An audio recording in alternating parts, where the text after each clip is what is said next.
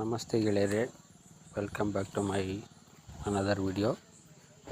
ಇವತ್ತು ನಾನು ನಿಮ್ಗೇನು ಹೇಳ್ಕೊಡ್ತಿದ್ದೀನಿ ಅಂತಂದರೆ, ಈಗ ಕಾಲ್ ಫಾರ್ವರ್ಡ್ ಫೋನ್ ಮಾಡಿದಾಗ ಇನ್ನೊಬ್ಬರು ಫೋನ್ ಮಾಡಿದ್ದು ತೋರಿಸಲ್ಲ.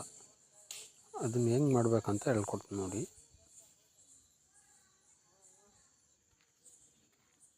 ಏನು ಮಾಡಬೇಕಂದ್ರೆ, ನೀವು ಫಸ್ಟು ಕಾಲ್ ಸೆಟ್ಟಿಂಗ್ ಓಪನ್ ಮಾಡ್ಕೋಬೇಕು.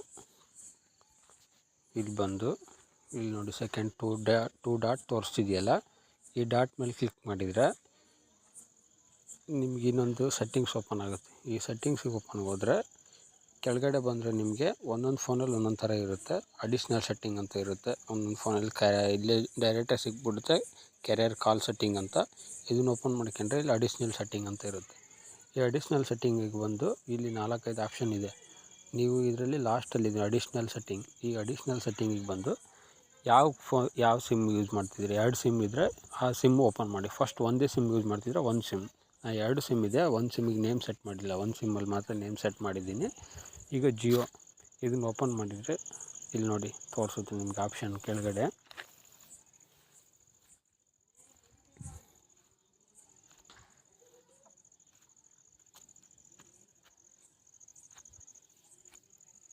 ಇಲ್ಲಿ ಕಾಲ್ ವೇಟಿಂಗ್ ಇದು ಆನ್ ಆಗಿರಬೇಕು. ಇದು ಆಫಲ್ಲಿದ್ದರೆ ನಿಮಗೆ ಆ ಥರ ಕಾಲ್ ಬಂದರೆ ತೋರಿಸಲ್ಲ. ಇದು ಆನಲ್ಲಿದ್ದರೆ ನಿಮಗೆ ಯಾರಾದ್ರೂ ನೀವು ಕಾಲಲ್ಲಿ ಮಾತಾಡ್ತಿದ್ರು ಇನ್ನೊಬ್ರು ಕಾಲ್ ಮಾಡಿದರೆ ತೋರಿಸುತ್ತೆ ನಿಮಗೆ. Okay friends, thank you.